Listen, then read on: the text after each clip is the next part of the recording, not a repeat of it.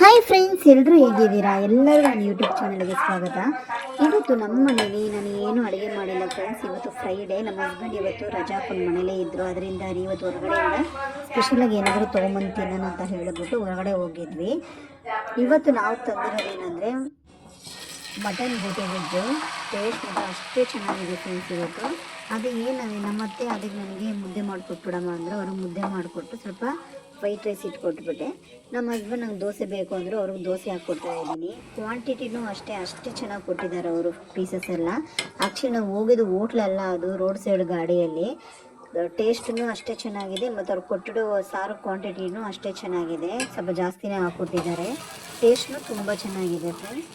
ಇನ್ನೂ ಒಂದು ಏನಂದರೆ, ನಮ್ಮ ಹಸ್ಬೆಂಡ್ ಯಾವಾಗ 2 ದೋಸೆಗೆ ಸಾಕು, ಚಟ್ನಿ ಸಾಂಬಾರೆಲ್ಲ ಮಾಡಿಕೊಟ್ರೆ 2 ಸಾಕು ಅನ್ನೋರು. ಇವತ್ತು 3 ದೋಸೆ ತಿಂದಿದ್ದಾರೆ ಬೋಟಿ ಗೊಜ್ಜು ಚೆನ್ನಾಗಿತ್ತು ಅಂತ ಹೇಳಿಬಿಟ್ಟು. ಅದರಿಂದ ಅದು ಹೇಳ್ದಿರ ಇವತ್ತು ನಮ್ಮ ಅಪ್ಪು ಸ್ಕೂಲ್ಗೆ ಹೋಗಿದ್ದಾನೆ. ಅವನು ಮನೇಲಿಲ್ಲ, ಅದಕ್ಕೋಸ್ಕರ ಅವನು ನಾನು ಸ್ವಲ್ಪ ಚಿಕನ್ ಗ್ರೇವಿ ತಂದಿದ್ದೆ.